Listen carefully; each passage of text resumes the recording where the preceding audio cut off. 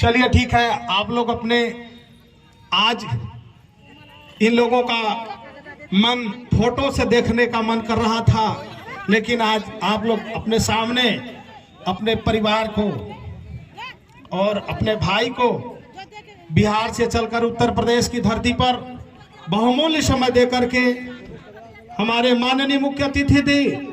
कल ठंडक में भी कोहरा को देखे नहीं, लेकिन जब उत्तर प्रदेश का निवेदन पड़ा तो इन्होंने समय देकर के बहुमूल्य समय देकर के उत्तर प्रदेश की धरती पर आने का काम किया और आज अपने समाज के बीच में आने से बहुत बड़ा खुशी हो रही। महोदय एक ब्लॉक से यहाँ पर उपस्थित हैं और मैं आज सबकी खुशी है। लक्ष्मण बनवासी और ये भोथू बनवासी, आप लोग भी माल्यार्पण करें।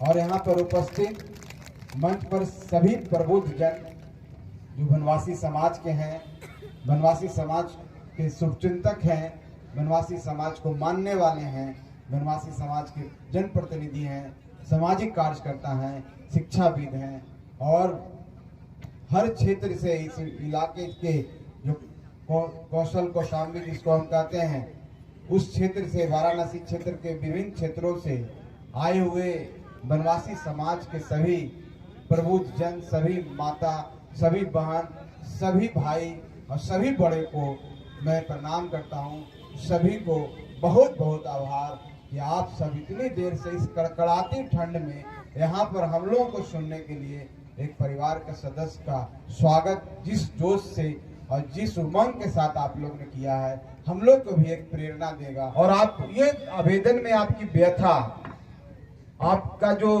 अंदर से जो कुढ़न है, आपकी जो चिंता है, आपकी जो कष्ट है, वो इसमें दरअसल नजर आता है, झलकता है।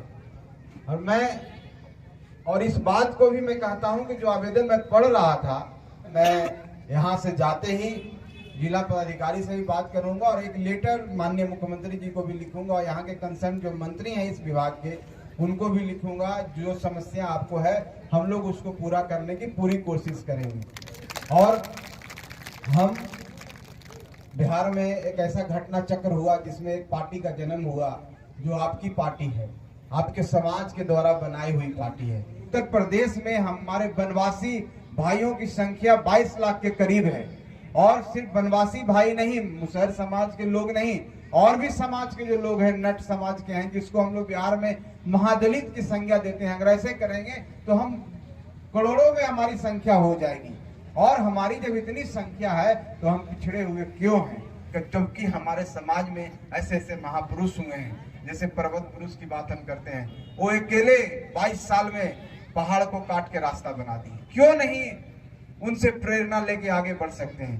तो आदमी जब मानसिक रूप से अपने आप को समझ लेता है कि हम कमजोर हैं, तो उसी हिसाब से वो काम करने लगता है। हमको कभी अपने आप को कमजोर नहीं करना चाहिए। हमको अपनी ताकत, अपने जो क्षमता है, उस पर हमेशा हम लोग को गर्व करना चाहिए। हम लोग को एक ऐसा संगठन बनाना है जो पूरे भारतवर्ष में एक होना चाहिए और उस संगठन के माध्यम से हम लोग निकले और अनुसूचित जनजाति का दर्जा इस समाज को मिले, इसके लिए लड़ाई लड़ना चाहिए। और जो भी व्यक्ति आगे आएगा, संतोष मांझी उसके पीछे खड़ा रहेगा, हर तरह से उसके पीछे खड़ा रहेगा। हम एक साथ हर जगह उपस्थित होकर अपनी बातों को बुलंद करनी चाहिए और जब तक अपनी बातों को नहीं बुलंद कीजिएगा, किसी की कान पर जू नहीं लगेगी। संगठन बनाएंगे और संगठन बना करके जिस तरह से बिहार में हम वहां की आवाज बुलंद की है, यहाँ भी आपकी आवाज बुलंद करने का काम करेंगे। और आप निश्चिंत रहिए, इस सौभाग्य की बात है कि जीतन राम मांझी जैसे एक शख्स इस समाज में आए जो बिहार के मुख्यमंत्री बने। पहली बार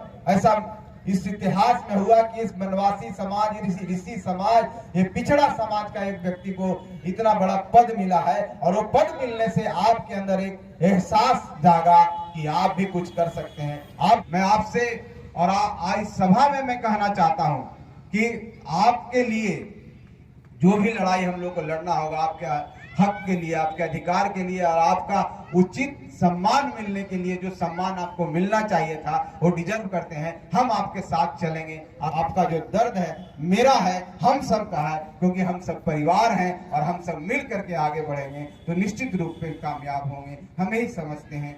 जहां तक शिक्षा की बात है, सब साथियों ने बोला है, सबको शिक्षित होना ही चाहिए। हम लोगों को एक रोटी कम खानी चाहिए, एक शाम कम खाना नहीं खाना चाहिए, लेकिन अपने बच्चों को शिक्षित कर देना होगा। जब तक आप शिक्षित नहीं करेंगे आप आगे नहीं बढ़ेंगे। यही सबसे बड़ा हथियार है, गरीबों के लिए सबसे बड़ा अधिकार हथियार है। अमीरों के लिए नहीं है, अमीर के तो पास पैसा है, अमीर अगर नहीं भी पढ़ेगा तो बिजनेस कर लेगा, कुछ भी कर लेगा, लेकिन गरीब के पास एक ही हथियार है, एक ही सफलता की चाबी है, चाहे विकास की चाबी है, वो शिक्षा है। और शिक्षा को ग्रहण कीजिए और अपने बच्चों को पढ़ाइए लिखाइए। और उन नौजवानों को हम कहना चाहते हैं आज के मंच के माध्यम से, जो आप बढ़ गए हैं इस समाज में, आगे बढ़ गए हैं, पढ़ लिख गए हैं, इस जगह पर पहुंच चुके हैं कि आपको अच्छी शिक्षा मिली है और आप अपने बच्चों को भी अच्छी शिक्षा दे रहे हैं। अपने अगल बगल के साथियों के ऊपर भी ध्यान दीजिए, क्योंकि जब तक समाज कि लोग अपने समाज के उन गरीबों की तरफ नहीं ध्यान देंगे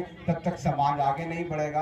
क्योंकि सहारे की जरूरत है आपके समाज को, आपकी सहारे की जरूरत है। इसलिए हम सबको मिल करके एक होना होगा और एक होकर के अपने समाज को आगे बढ़ाना होगा। ऐसे अगर टूटे फूटे टुकड़ों में रहिएगा तो कोई ध्यान न देगा। जैसा कि हमारे भाई बोल रहे थे कि माननीय मुख्यमंत्री जी को यहाँ पर बुलाने का काम किया, इनकी बातों को नहीं सुनी गई।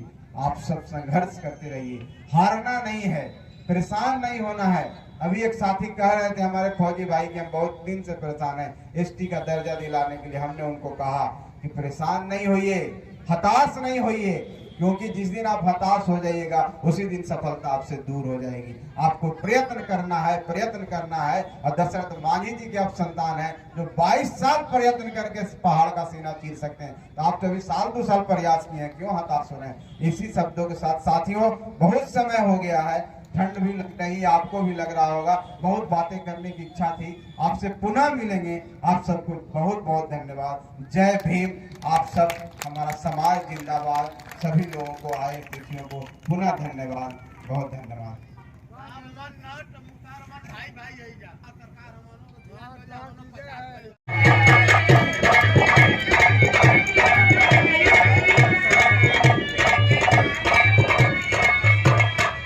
उस खानदान से हमारे आपके बीच में है जिस खानदान की देवी के रूप में माई विंध्यवासिनी को बहुत दर्शन कैले हो, शीतला गढ़े चौकिया बहुत दर्शन कैले हो।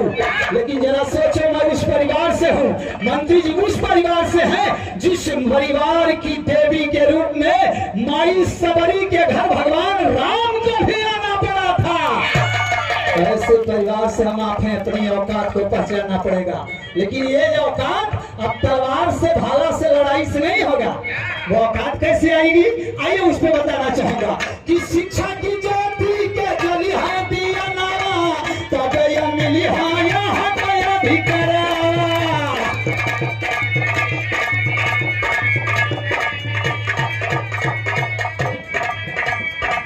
शिक्षा की ज्योति जलाना पड़ेगा। बाबा साहब ने संविधान में हक दिया है, जितना पढ़ने का अधिकार पंडित जी को है उतने अधिकार हमारे आपके बच्चों को भी है। इसलिए आप वो हक ले लो। इसलिए कहता हूँ कि शिक्षा के ज्योति का जलाइया दिया नामा, तब यह हो यहाँ गया भी करा।